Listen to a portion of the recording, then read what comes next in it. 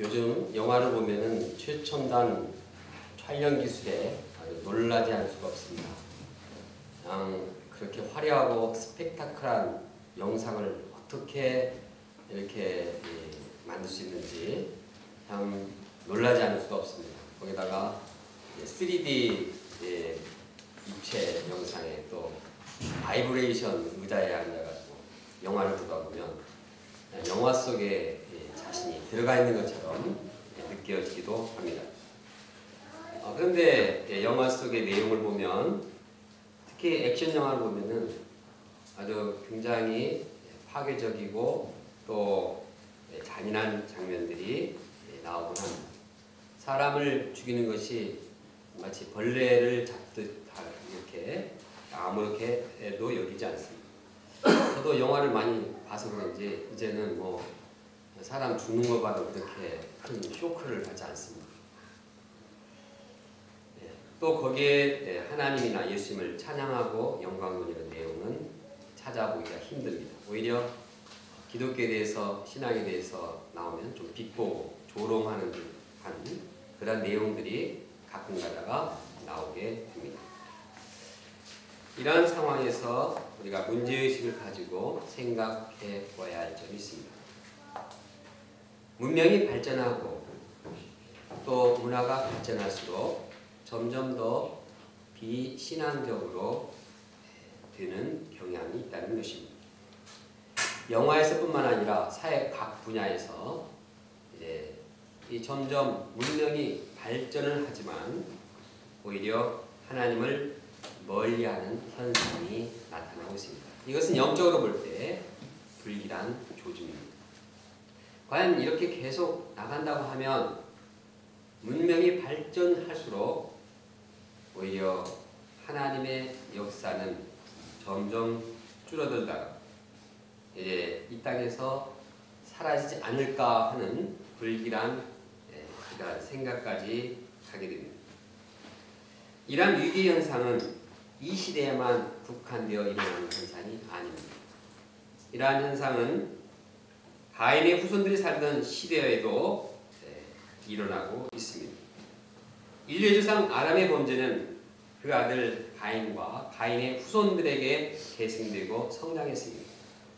그들은 문명을 발전시켰지만 거기에는 하나님이 없었고 오히려 죄가 성행하고 죄가 보편화되고 점점 더 죄가 확장되었습니다. 의인 아벨은 죽었고 가인의 이 후예들 불의한 자들이 판치는 세상이 되었습니다. 참으로 영적으로 어둡고 죄악된 타락한 시대였습니다. 그러나 하나님께서는 이러한 세상을 향해서 희망을 버리지 않으셨습니다. 하나님께서는 죽은 아벨을 대신해서 셋을 주심으로써 새로운 희망의 역사를 여셨습니다. 본문을 통해서 죄악된 시대 가운데서도 새로운 역사를 이루어 나가시는 하나님을 영접하고 여기에 소망을 두기를 원합니다. 제1장 하나님을 떠난 가인의 후손. 가인은 동생 아벨을 죽였습니다. 그 결과 가인은 죄벌로 인한 중압감으로 눌렸습니다. 누군가 자기를 죽이려 한다는 피해 망상증에 시달렸습니다. 이렇게 괴로워하는 가인을 위해서 하나님께서는 사랑의 표를 주셨습니다. 즉 가인의 생명을 보호해 주겠다는 표시입니다. 하나님은 가인이 살인죄를 지었지만 끝까지 그를 사랑하시고 감당해 주셨습니다. 그러나 가인은 이러한 하나님의 사랑을 받고도 끝까지 자기의 죄를 회개치 않고 이제는 아예 하나님 앞을 떠났습니다. 가인이 하나님 앞을 떠나서 이곳저곳 방황했습니다. 에덴 동쪽 노 땅에 정착하게 되었습니다. 노시라는 뜻은 방황하다는 뜻입니다. 그는 노 땅에 정착했지만 그 노의 이름과 같이 그 마음은 방황이 계속되었습니다. 불안과 두려움이 이제 계속되었습니다. 이것이 하나님을 떠난 인간의 모습입니다. 가인은 자기 아들을 낳은 후에 이제 에녹을 낳은 후에 그 성을 쌓았습니다. 그리고 이제 그 성을 쌓고 아무도 침범하지 못하도록 자기 세계를 구축했습니다. 이것은 하나님의 보호를 의뢰하지 않고 자기 힘으로 자신을 보호하고자 하는 노력에서 나온 것을 보여줍니다. 이것이 도시 문명의 시작이었습니다. 본문은 가인의 후손인 람에게 인생 단면을 소개함으로써 죄악된 그 시대가 어떠한지를 보여주고 있습니다. 먼저 람액은 두 아내를 두었습니다. 하나님께서 아담과 하와에게 가정을 이룰 때는 둘이 한 몸을 이룰지라고 말씀하셨습니다. 결코 세 사람이 한 몸이 되라는 말씀을 하시지 않았습니다. 그러나 람액은 자기 욕망을 채우기 위해서 두 아내를 취했고 가정의 질서를 파괴했습니다. 그래서 가정의 행복은 깨졌습니다. 한편 람액의 세 아들은 당시 문명의 획기적인 발전을 이루는 귀한 자들이었습니다. 20절에 보면 야발은 장막에 거주하며 가축 치는 자의 조상이 되었습니다. 그로 인해서 목축업이 시작되었고 부가 축적이 되었습니다. 야발의 동생 유발은 하프와 플룻 연주자의 조상이 되었습니다. 그는 악기를 만들었고 또 악기를 연주하는 예술가의 조상이 되었습니다. 그는 음악을 연주하면서 사람들에게 참 인기를 얻고 또 돈을 얻을 수 있었습니다. 그래서 이제 음악으로 세상을 떠들썩하게 한 자였습니다. 람액의 다른 아들 두발가인은 구리와 쇠로 여러 가지 기구를 만드는 자가 되었습니다.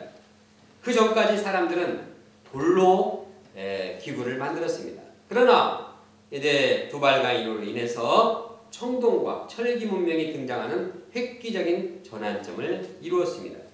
그는 위대한 발명가가 되는 것입니다. 이처럼 람액에게는 아주 훌륭한 아들들이 있었습니다. 또 거기에 나아마라는 딸이 있었는데 그 딸도 아주 미모가 아주 훌륭하고 이쁘고 훌륭했습니다. 나아마라는 이름의 뜻을 가진 그 딸, 라마라는 이름의 뜻은 유난히 아름답다는 뜻을 가졌습니다. 그런데 족보에는 여자 이름을 기록하지 않는 것이 당시의 관습이었습니다.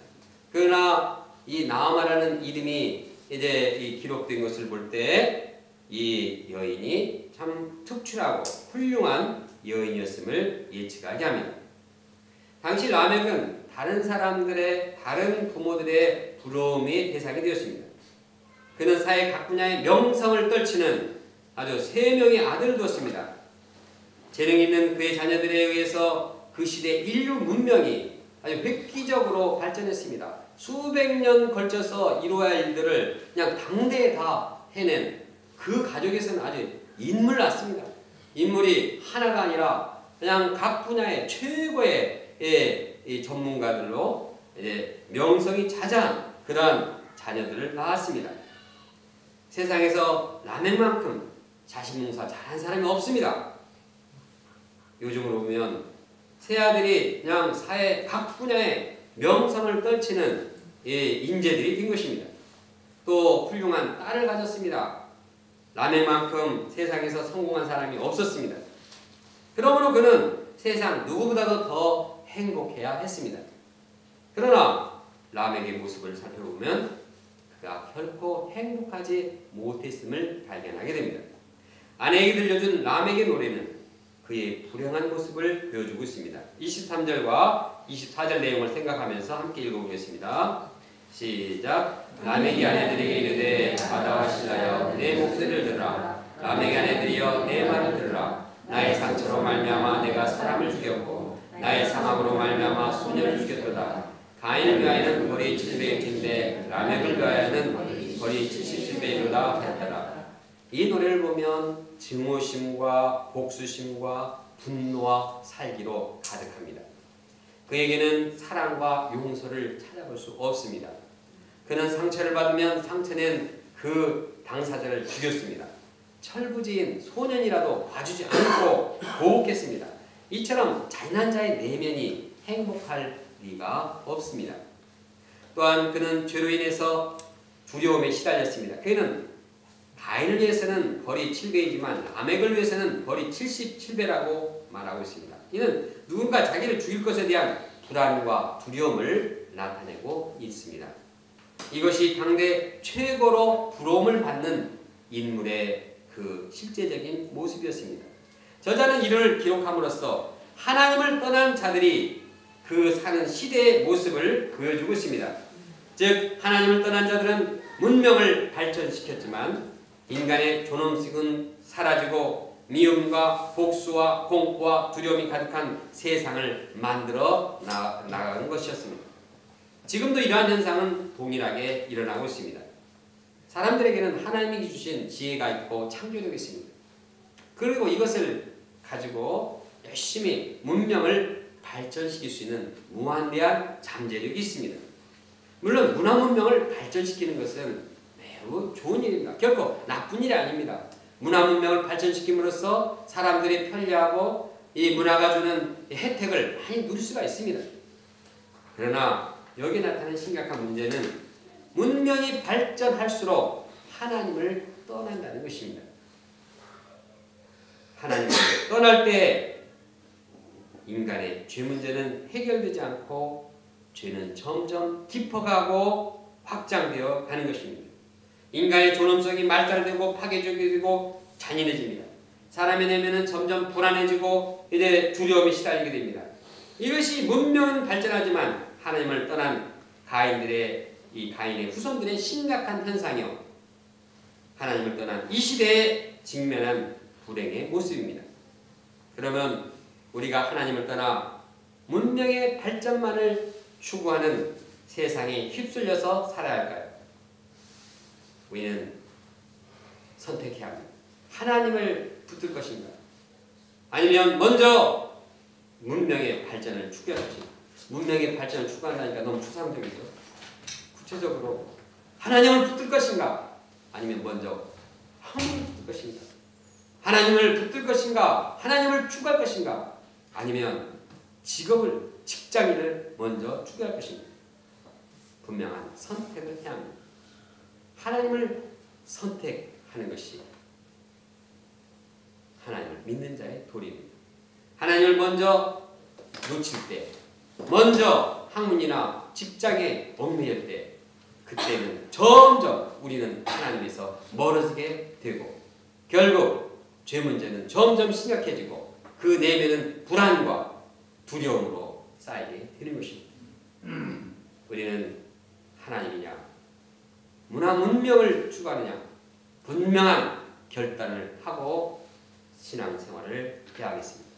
제1장 셋을 주신 하나님, 아담은 다시 아들을 낳았습니다. 아들의 이름을 셋이라고 불렀습니다. 이는 하나님께서 죽은 아벨을 대신해서 주신 다른 시였습니다. 25절을 함께 읽어보겠습니다. 시작. 아담이 자기 아내와 그가 아들 낳아 그의 이름을 셋이라 하였으니 이는 하나님의 다른 씨를 주셨다 하며 셋은 생명 역사의 새로운 씨였습니다. 이 새로운 씨앗인 셋의 후손을 통해서 하나님의 구속 역사가 이어지게 되었습니다. 26절에 보면 셋의 후손을 통해서 새로운 역사가 일어났습니다. 26절도 함께 읽어보겠습니다. 시작. 셋도 아들을 낳고 그 이름을 에노스라 하였으며 그때 사람들이 비로소 여호와 이름을 불렀더라. 셋은 아들을 낳았는데 그 이름을 에노스라고 불렀습니다. 에노스라는 뜻은 연약함 혹은 인간의 부패로 없어질 사람이라는 뜻입니다. 이것은 셋이 볼 때 인간의 연약함을 깨달은 것입니다. 인간에게 소망이 없음을 알았고 이제 이러한 이름을 자식에게 지어줬습니다. 그리고 그는 하나님을 지하고 하나님을 신뢰했습니다.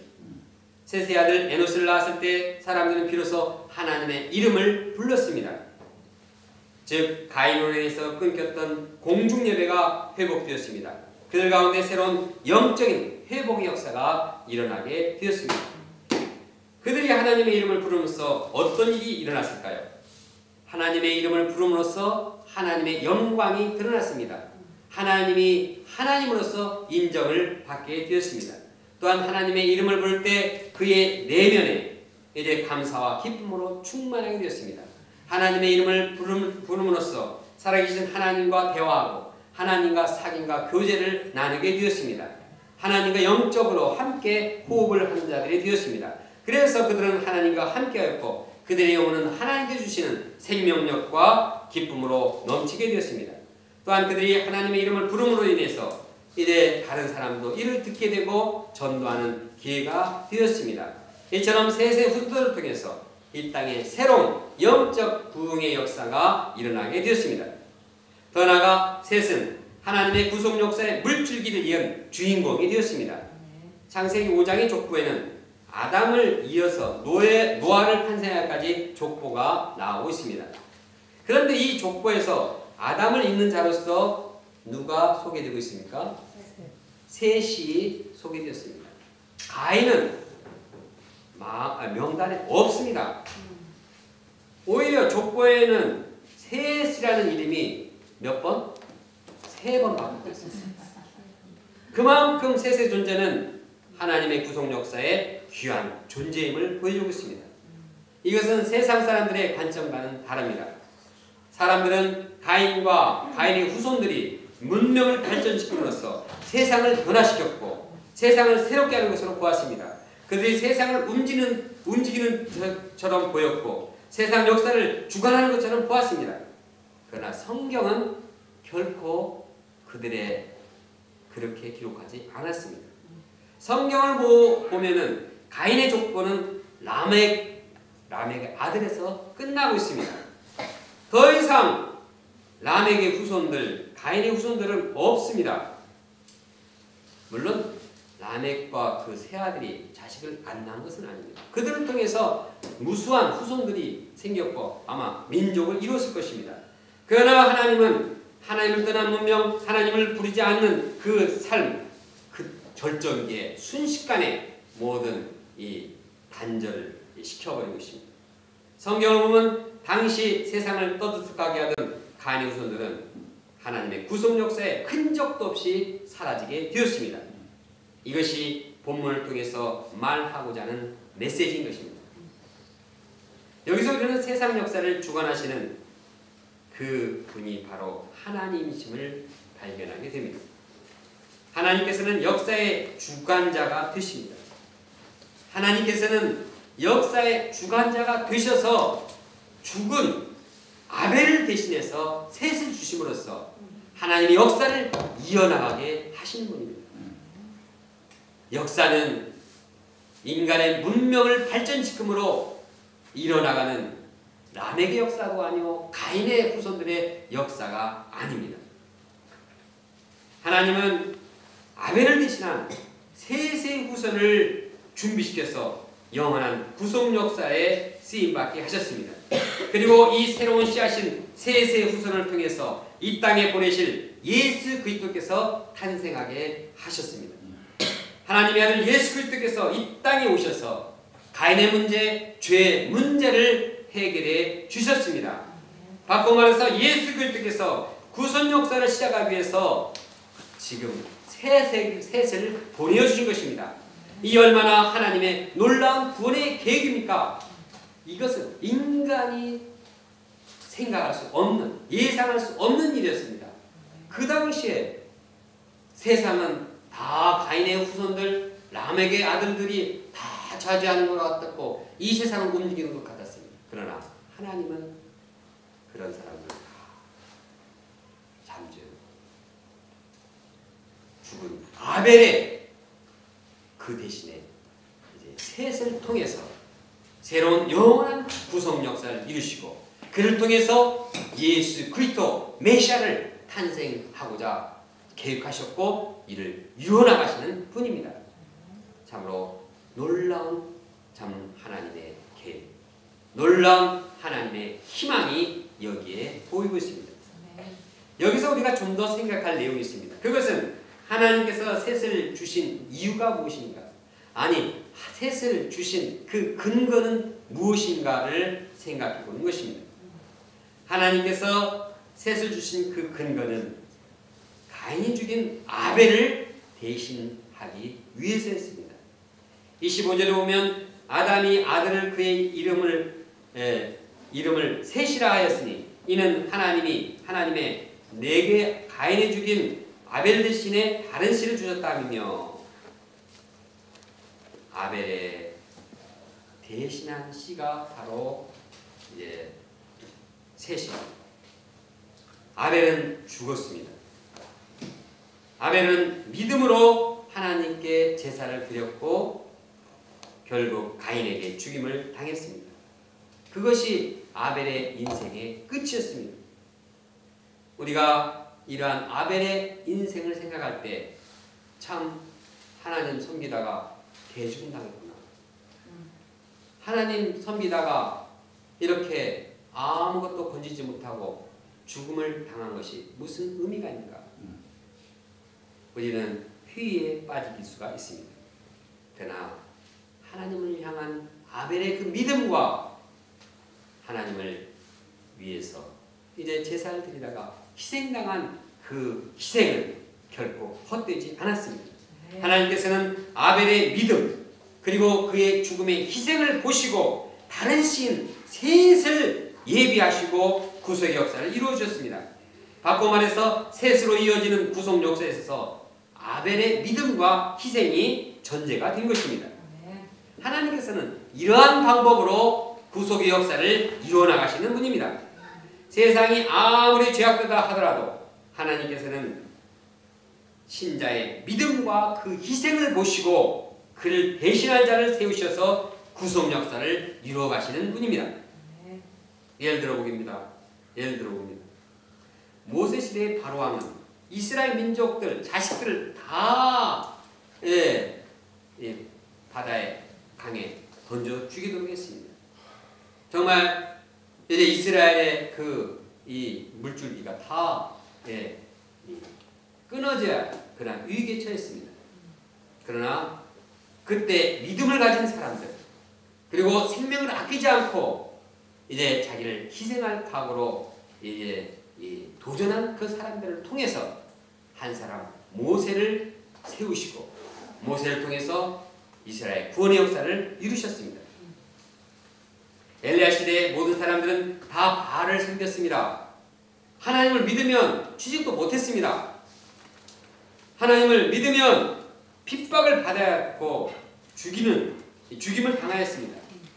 그러나 그 어려운 시대에서도 하나님은 엘리야의 생명을 내건 믿음과 희생을 보시고 남은 자 7천을 예비하시고 그들을 통해서 새로운 역사를 이루어 나가셨습니다. 에스더 시대도 마찬가지입니다. 하만은 유대 사람들을 이제 다 죽이려고 했습니다. 그러나 믿음으로 생명을 내건 에스더 한 사람의 믿음과 희생을 보시고 이제 새로운 구원의 역사를 이루셨습니다. 예수님 시대도 마찬가지입니다. 이 시대도 마찬가지입니다. 이 땅의 구속 역사도 그렇게 이루어진 역사입니다. 이 땅의 구속 역사가 펼쳐지기 위해서는 선배들의 분명한 믿음과 순교적인 희생이 전제되어 있었습니다.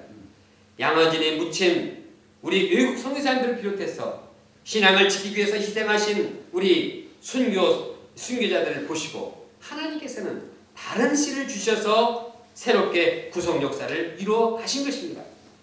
우리가 구속 역사의 남은 자가 되기까지 우리가 구속 역사에 동참하기까지는 우리 자신의 믿음도 있지만 우리를 대신해서 하나님 앞에 믿음을 지키고 이제 희생한 믿음의 선배들이 있다는 사실을 기억해야 합니다. 더 중요한 것은 우리를 위해서 예수 그리스도께서 희생하셨다는 사실입니다. 우리는 이것을 기억해야 합니다. 우리는 복음 역사가 구속의 역사가 이러한 믿음과 희생을 통해서 이루어진다는 사실을 명심해야 합니다. 캠퍼스 복음 역사도 이와 마찬가지입니다. 캠퍼스에서 영적인 선배들이 믿음과 순교적인 희생으로 캠퍼스를 개척했을 때 하나님께서는 캠퍼스 가운데 새로운 씨를 주시고 구원 역사의 물줄기를 이루어 나가고 계십니다. 그러므로 우리가 캠퍼스 구원 역사에 동참하기 위해서 무엇이 필요한가 발견하게 됩니다. 그것은 우리가 하나님을 믿고 순교적인 희생을 드리는 자세인 것입니다. 하나님께서 우리의 믿음을 보시고 희생을 보시고 이래 새롭게 구속 역사를 이어갈 자를 보내어 주시는 것입니다. 아무리 캠퍼스에 죄악의 물결이 거세게 불어닥쳐도 하나님께서는 우리의 믿음과 희생을 보시고 외면치 않으시고 우리를 대신해서 우리를 믿음의 역사를 계승할 이러한 색과 같은 후손들을 주실 것입니다. 문제는 양들에게 있는 것이 아닙니다. 양이 힘들고 이러한 외적인 환경의 문제도 아닙니다. 우리에게 믿음과 순교적인 희생이 있느냐 없느냐, 이것이 우리 구원 역사의 관건인 것입니다. 그러므로 우리가 예배를 드리거나 일대를 감당하거나 양들을 초청하거나 기도할 때나 무엇을 할 때나 믿음을 가지고 순교적인 이러한 희생의 각오를 가지고 감당해야겠습니다. 그때 하나님께서 우리의 그 믿음과 희생을 보시고 죄악된 가운데도 구속 역사를 이루시는 하나님을 바라볼 수가 있습니다. 결론적으로 하나님을 떠난 가인과 후손들은 문화문명을 발전시켰습니다. 하나님을 떠나서 하나님이 주신 그 사실은 다 하나님이 주신 것입니다. 하나님이 주신 창조력, 하나님이 주신 지혜, 하나님이 주신 지성을 발휘해서 이제 문명을 발전시켰는데, 그러면 하나님께 감사하고 은혜를 참 감사하고 하나님 이름을 불러야 되는데 이 사람들이 교만해서 그냥 문화문명을 발전시키고 자기들이 다 잘한 것처럼 하고 하나님을 떠나버렸습니다. 그러나 이로 인해서 그들은 죄 문제를 해결하지 못하고 더 비참하고 불행한 삶을 살게 된 것입니다. 한편 하나님께서는 아벨의 믿음과 그 죽음의 희생을 보시고 그를 대신해서 셋을 주셨습니다. 하나님은 이 셋을 통해서 이제 새로운 구속 역사의 물줄기를 이루어 나가셨습니다. 우리의 믿음과 우리의 순교적인 희생을 통해서 구속 역사를 이루어 가실 하나님을 바라보기 원합니다. 하나님께서 우리의 소망이 되십니다. 하나님만이 우리의 모든 구속 역사의 주관자가 되십니다. 우리가 이 하나님을 바라보고 나의 믿음과 나의 희생을 드리는 종들이 되기를 간절히 원합니다. 다 같이 25절 말씀 함께 읽겠습니다. 시작. 아담이 다시 자기 아내와 동침하매 그가 아들을 낳아 그 이름을 셋이라 하였으니 이는 하나님이 내게 가인이 죽인 아벨 대신에 다른 신을 주셨다 하며